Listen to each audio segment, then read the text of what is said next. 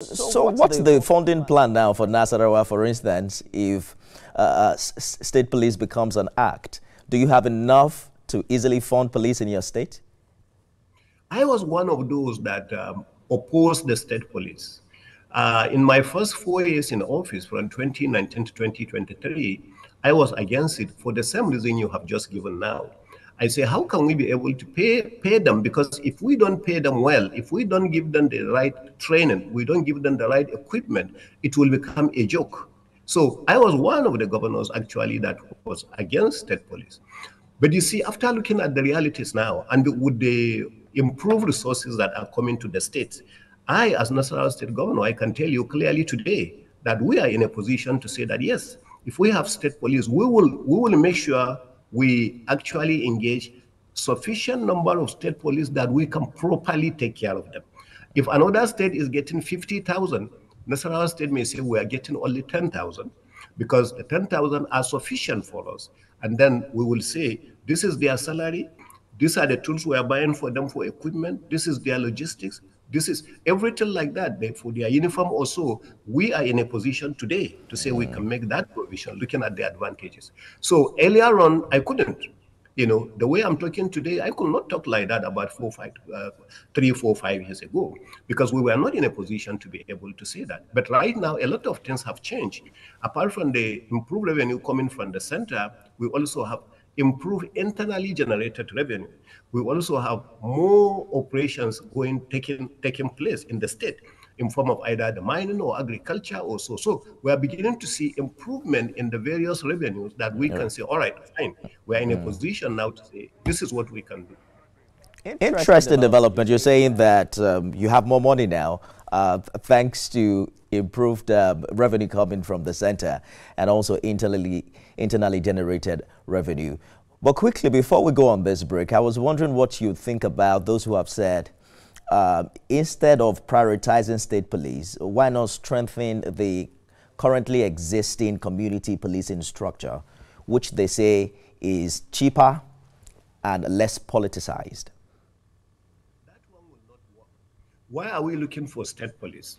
You see, today, if you look at it, we have the Amotekun, which is similar to what you are just saying. We have the Amotekun, we have the Katsina marshals, we have the Sokoto marshals, we have the Zamfara marshals, we have all the vigilantes that we have in our various states and the rest of that. But you see, a couple of things happen there. One, we don't give them, they don't have enough training. Two, they don't have enough equipment to be able to face these bandits and these criminals who are facing them.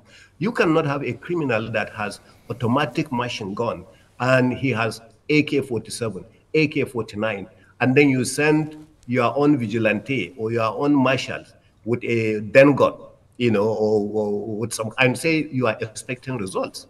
That is the basis of saying that when we have state police, we're not saying they are completely independent. They will be trained by the same Nigerian police. Right. They will be trained by the military. They will be so they should undergo thorough training first.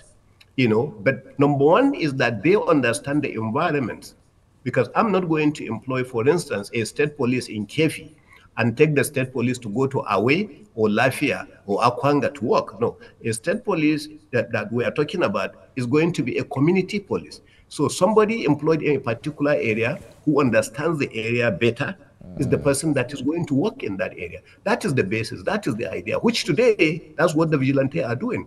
If the police, the current police, the Nigerian police, or the military also are going to some certain areas, the same governors are the ones who now introduce some of these community people to lead them and guide them to some of these places. This is what is happening today. So why don't you arm the people so that they are there? But in arming, it has to be people you trust, that you have employed under a structured arrangement. Is there a sense to which you think this is the magic wand? Like, if approved tomorrow, how soon could state police reduce kidnappings, for instance, in Nasarawa? Realistically, are we talking months or years? No, definitely it is going to be much improved, because you see, these criminals are also afraid of their lives. If they know that the person that they are facing is a person who has the capacity, both on tools and training, to face them, so they will think twice.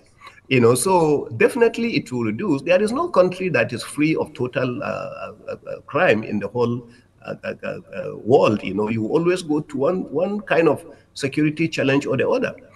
But in reality, if you talk to these same people will be in it right now. If a kidnapper comes in the middle of the market and shoots into the air, everybody runs away because there is nobody to face the kidnapper and do that. So if you have community police, that is not going to happen. You will have them coming out to face that kidnapper, and the kidnapper also is afraid of his life. That's the difference. Let us take a short break. When we return, we'll turn our attention to national politics and development in Nasarawa. Stay with us, everyone.